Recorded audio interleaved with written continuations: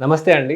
So, human metapneumo virus అనే infection మనం చైనాలో బాగా స్ప్రెడ్ అవ్వటం అనేది వార్తల్లో చూస్తా ఉన్నాము. సో, ఈ వైరల్ ఇన్ఫెక్షన్ నిజంగా అంత భయంకరమైందా? అసలు ఇదేంటి? సో, ఫస్ట్ టైమ్ ఈ ఇన్ఫెక్షన్‌ని 2001లో కనుక్కున్నారు. సో, అప్పటి నుంచి రెగ్యులర్‌గా ఇది లంగ్స్‌కి లేదంటే ఊపిరితిత్తులకి సంబంధించిన ఇన్ఫెక్షన్ కింద చూస్తానే ఉన్నారు. యూజువల్‌గా దీనికొచ్చే సింప్టమ్స్ కూడా మైల్డ్‌గా కోల్డ్‌కి వచ్చే సింప్టమ్స్ లాగా అంటే జలుబు, దగ్గు, గొంతు నొప్పి, జ్వరం గానియండి, లేదంటే ఆయాసం కానియండి, ఇట్లాంటి సింప్టమ్సే కనపడతా ఉంటాయి. యూజువల్‌గా చాలా మైల్డ్‌గా ఉంటది ఇన్ఫెక్షన్ కోర్స్ అనేది. అండ్ ఇది వచ్చేది కూడా ఎక్కువగా చిన్న పిల్లలు అది 8 మంత్స్ టు 15 మంత్స్ కానియండి, లేదంటే స్కూల్‌కి వెళ్ళే పిల్లల్లో గానియండి, కొన్నిసార్లు మనం 65 ఇయర్స్ అబోవ్ ఉన్న జనాల్లో గూడా చూడొచ్చు.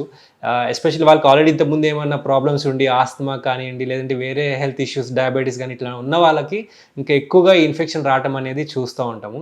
చాలా సార్లు వరకు మనకి ఇన్ఫెక్షన్ వచ్చినట్టు గూడా తెలియకపోవచ్చు. మైల్డ్‌గా జలుబొచ్చి 2, 3 రోజుల్లో తగ్గిపోవచ్చు. కొందరిలో మాత్రం ఇది సివియర్‌గా అవుతది. వాళ్ళలో అది న్యూమోనియా కింద గానియండి, బ్రాంకైటిస్, బ్రాంక్యులైటిస్ ఇట్లాంటి లంగ్ ఇష్యూస్ కింద కన్వర్ట్ అయినప్పుడు మనం దీన్ని గమనిస్తా ఉంటాము.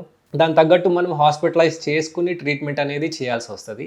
సో, దీనికి ట్రీట్మెంట్ ఏముంది అంటే యూజువల్ ట్రీట్మెంటే ఏదైతే కామన్ కోల్డ్‌కి మనము ట్రీట్మెంట్ వాడుతూ ఉంటామో, అవే సింప్టమాటిక్ ట్రీట్మెంట్ అనేది చేస్తూ ఉంటామండి. ఇప్పటిదాకా ఈ పర్టిక్యులర్ వైరస్‌కి యాంటీ వైరల్స్ కానియండి, వ్యాక్సిన్ కానియండి ఇప్పటిదాకా ఇంట్రొడ్యూస్ చేయలేదు.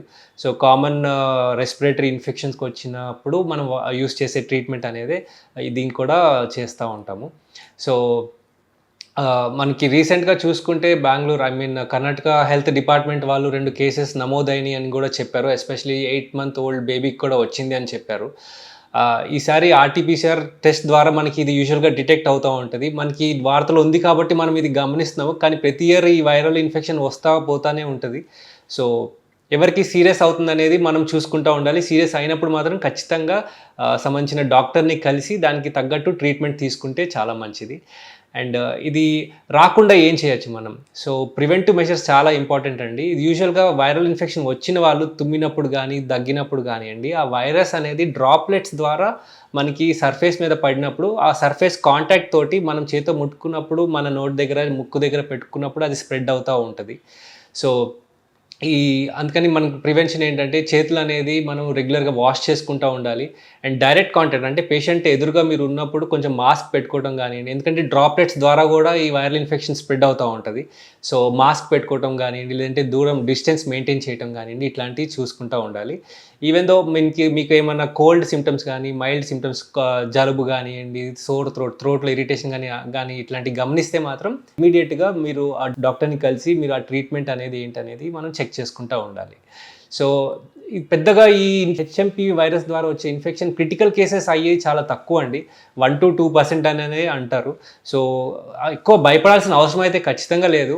అండ్ వచ్చినప్పుడు మాత్రం కొంచెం బేసిక్ జాగ్రత్తలు మనం ఇమ్మీడియేట్‌గా తీసుకోగలిగితే దీన్ని ఈజీగా మనం ట్రీట్ చేయొచ్చు. అండ్ దీని ద్వారా మనకేమి పెద్ద ఆరోగ్యంకి సంబంధించిన ఇబ్బందులైతే ఉండవు. ఎక్కువగా మనకి చలికాలం వింటర్స్‌లో కనపడతా ఉంటది. అందుకని ఇది వింటర్ రెస్పిరేటరీ వైరల్ ఇన్ఫెక్షన్స్ అని కూడా అంటా ఉంటాము. ఆ చలికాలం స్టార్ట్ అయినప్పుడు గానీ, చలికాలంలో ఉన్నప్పుడు గానీ, ఈ వైరస్ అనేది ఎక్కువగా మనకి స్ప్రెడ్ అవుతా ఉంటది. సో, ఈ వింటర్ సీజన్స్ వచ్చినప్పుడు మనము ఎస్పెషల్లీ పిల్లల్లో ఎక్కువ హైడ్రేట్ అవ్వటం అంటే వాటర్ అనేది ఎక్కువ ఇయ్యటం అండ్ కొంచెం ఇమ్యూనిటీ బిల్డ్ అవ్వటానికి కొంచెం బాడీ అనేది రెగ్యులర్‌గా ఎక్సర్సైజ్ అనేది చేపిస్తా ఉండాలి. అంటే బయట తిప్పుతా ఉండాలి. అండ్ ఆల్సో డైట్ అనేది కొంచెం బ్యాలెన్స్డ్‌గా పెడతా ఉండాలి. సో దట్ ఇమ్యూన్ సిస్టమ్ అనేది స్ట్రాంగ్‌గా ఉంటది. అండ్ ఇట్లాంటి చిన్న చిన్న వైరల్ ఇన్ఫెక్షన్స్ వచ్చినప్పుడు గూడా సింప్టమ్స్ అనేది సివియర్ కాకుండా వాళ్ళు ఇమ్మీడియేట్‌గా రికవర్ అవుతా ఉంటారు.